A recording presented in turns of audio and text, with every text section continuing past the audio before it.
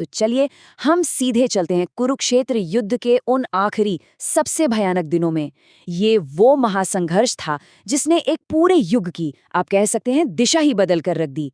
युद्ध भूमि एक ऐसे मोड़ पर आ खड़ी हुई थी जहां इतिहास के दो सबसे बड़े किरदार, कर्ण और कृष्ण, एक ऐसी सिचुएशन में फंस गए थे जिसे सदियों तक याद रखा जाना था। जरा सोचिए उस सीन के बारे में। रणभूमि का शायद सबसे शक्तिशाली योद्धा कर्ण बिल्कुल असहाय है। उसका रथ का पहिया कीचड़ में धंस चुका है, हाथ में कोई हथियार नहीं। और ठीक उसी वक्त उसके दुश्मन का सारथी, जो कोई और नहीं बल्कि खुद ईश्वर हैं, एक ऐसा आदेश देते हैं जो सबको चौंका देता है। ये कोई मामूली हुक्म नहीं था, ये तो युद्ध के हर नियम, हर कोड के एकदम खिलाफ था। और बस यही वो सवाल है जो आज की हमारी इस पड़ताल के बिल्कुल सेंटर में है। धर्म के देवता खुद ही युद्ध के नियम तोड़ने को क्यों कह रहे थे? क्या ये सिर्फ मौके का फायदा उठाना था, या फिर इसके पीछे कोई बहुत गहरी, बहुत बड़ी स्ट्रैटेजी और फिलॉसफी छिपी थी? तो चलिए आज इसी रहस्य की परतों को एक एक करके खोलते हैं। तो चलिए एक बार फिर से उसी पल में लौटते हैं। कर्ण शायद अपने जीवन के सबसे कमजोर लम्हे में खड़ा है। कोई हथियार नहीं, पूरी तरह से वल्नरेबल। लेकिन आप देखिए, वो भीख नहीं मांग रहा, वो दया नहीं मांग रहा, नहीं, वो न्याय की गुहार लगा रहा है, वो धर्म का वास्ता दे रहा है। कर्ण की ये जो अपील थी ना, वो सीधे सीधे एक क्षत्रिय के धर्म और एक योद्धा के सम्मान से जुड़ी थी। वो बस इतना कह रहा था, अर्जुन, मैं दया नहीं मांग रहा, मैं तो धर्म के हिसाब से युद्ध चाहता हूं। मतलब जब तक मैं अपने रथ का पहिया निकालकर धनुष न उठा लूं, तब तक रुक जाओ। उसे आप देखिए, मौत का डर नहीं था, उसे डर था तो एक अपमानजनक मौत से। अच्छा, अब इस निर्णायक पल को अगर हमें पूरी तरह से समझना है ना, तो हमें थोड़ा टाइम में पीछे जाना होगा। युद्ध शुरू होने से ठीक पहले हुई एक बहुत ही सीक्रेट मीटिंग में, एक ऐसी डिप्लोमैटिक मुलाकात जो शायद इस पूरे खून खराबे को रोक सकती थी। हुआ ये था कि युद्ध से ठीक पहले भगवान कृष्ण अकेले में कर्ण से मिलने गए, और वहां उन्होंने एक ऐसा राज खोला जिसने सचमुच कर्ण की दुनिया ही हिलाकर रख दी। उन्होंने बताया कि कर्ण, जिन्हें अपना दुश्मन समझ रहा है, पांडवों को, असल में वो उनका सबसे बड़ा भाई है, कुंती का ज्येष्ठ पुत्र और सिंहासन का असली वारिस। और ये सिर्फ एक रेवलेशन नहीं था, ये एक पूरा ऑफर था। कृष्ण ने कहा, तुम अपनी असली पहचान दुनिया को बताओ, राजा के तौर पर अपना जन्मसिद्ध अधिकार क्लेम करो, तुम्हारे पांचों भाई तुम्हारे नीचे होंगे, तुम्हारी आज्ञा मानेंगे, और इस भयानक युद्ध को शुरू होने से पहले ही खत्म कर दो। सोचिए, ये सिर्फ एक ऑफर नहीं था, ये तो कर्ण की जिंदगी की हर तकलीफ का इलाज था। सिंहासन, पावर, इज्जत और वो परिवार जिसके लिए वो अपनी पूरी जिंदगी तरसता रहा। मतलब एक ऐसा ऑफर जिसे ठुकराना लगभग नामुमकिन था। लेकिन कर्ण ने जो जवाब दिया, वो इतिहास के सबसे हैरान कर देने वाले जवाबों में से एक है। उसका जो फैसला था वो तकदीर या अपने जन पर बेस नहीं था, नहीं, वो बेस था उसकी पर्सनल लॉयल्टी पर, उस एहसान पर जो वो कभी नहीं भूल सकता था। तो देखिए, कर्ण के सामने दो रास्ते एकदम साफ थे। एक रास्ता था किस्मत का, जो उसे राजा बनाता, परिवार देता, पावर देता, सब कुछ। और दूसरा रास्ता था वफादारी का, जिसमें उसे एक दोस्त का साथ मिलता, लेकिन पहचान एक आउटकास्ट की ही रहती और आखिर में मौत मिलती।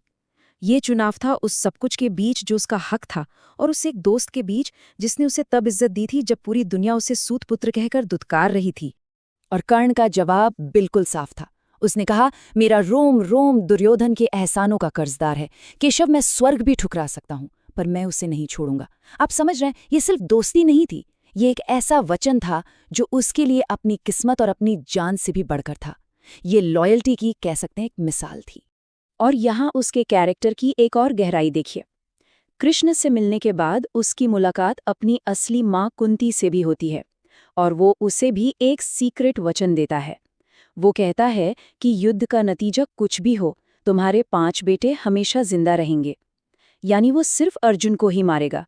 अगर कर्ण मर गया तो भी कुंती के 5 बेटे बचेंगे, और अगर अर्जुन मरा तो भी उसके 5 बेटे जिंदा रहेंगे। मतलब इस एक वादे से उसने अपनी ही जीत के रास्ते को कितना छोटा कर दिया था। अच्छा, अब वापस कृष्ण की डिप्लोमेसी पर आते हैं। तो क्या ये जो ऑफर था वो सिर्फ युद्ध टालने की एक कोशिश थी? नहीं, बिल्कुल नहीं। ये एक जबरदस्त साइकोलॉजिकल मूव था, एक ऐसी चाल जिसमें कृष्ण की जीत, आप कह सकते हैं, हर हाल में पक्की थी। देखिए, कृष्ण का प्लान कितना शानदार था। पहला मकसद, एक पावरफुल साथी को अपनी तरफ कर लो, अगर वो नहीं मानता तो दूसरा मकसद। उसके मन में एक गहरा शक पैदा कर दो, उसे अपने ही परिवार से लड़ने पर मजबूर कर दो। इससे क्या होगा? दुश्मन का जो सबसे मजबूत योद्धा है वो अंदर से कमजोर पड़ जाएगा। अब वो जब भी तीर चलाएगा उसे ये सोचकर तकलीफ होगी कि वो अपने ही भाई को मार रहा है। और अब हम वापस कुरुक्षेत्र के उसी फाइनल सीन पर लौटते हैं, जहां एक तरफ कर्ण धर्म की दुहाई दे रहा है और दूसरी तरफ कृष्ण है, जो अब तक तो सिर्फ एक सारथी थे, लेकिन अब वो अपना असली विराट रूप दिखाने वाले थे। जैसे ही कर्ण के मुंह से धर्म का शब्द निकला, कृष्ण की शांत आवाज में मानो बिजली जैसी कड़क आ गई। उन्होंने कहा, अब तुम धर्म की बात करते हो कर्ण? वो अब एक गाइड नहीं थे, वो अब कॉस्मिक जस्टिस के जज बन चुके थे। और फिर उन्होंने कर्ण को उसके ही अतीत का आईना दिखाना शुरू कर दिया। कृष्ण ने सवालों की एक ऐसी झड़ी लगा दी जिसका कर्ण के पास कोई जवाब नहीं था। पहला सवाल, जब जवान अभिमन्यु को तुम 7 योद्धाओं ने एक साथ घेर कर मारा था, तब तुम्हारा धर्म कहाँ था? अगला सवाल, जब भीम को जहर खिलाकर मरने के लिए छोड़ दिया गया था, तब ये धर्म कहाँ था? और फिर जब पांडवों को लाक्षागृह में जिंदा जलाने की कोशिश की गई, तब यह धर्म कहाँ था? कृष्ण एक एक करके वो सारी घटनाएं गिना रहे थे जहां धर्म को खुलेआम कुचला गया था, और वो पूछ रहे थे कि धर्म की याद तुम्हें सिर्फ तब क्यों आई जब तुम्हारी जान पर बनाई है। और फिर कृष्ण ने वो आखिरी और सबसे तीखा सवाल पूछा जिसने कर्ण को पूरी तरह खामोश कर दिया। जब द्रौपदी को बालों से खींचकर भरी सभा में लाया गया और उसका अपमान किया जा रहा था, तब तुम्हारा धर्म कहाँ था कर्ण? ये वो पल था जब कर्ण ने उस अपमान का साथ दिया था, और शायद उसी दिन धर्म की सबसे बड़ी हार हुई थी।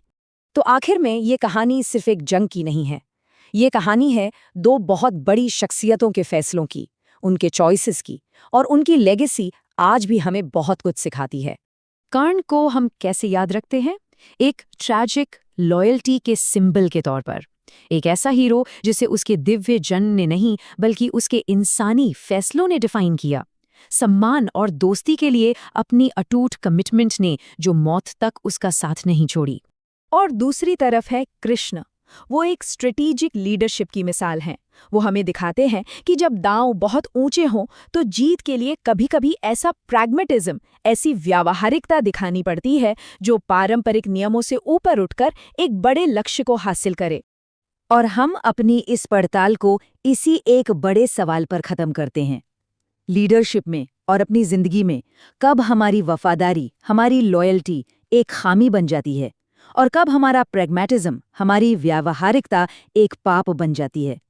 ये एक ऐसा सवाल है जिसका जवाब शायद हर किसी को खुद ही खोजना पड़ता है।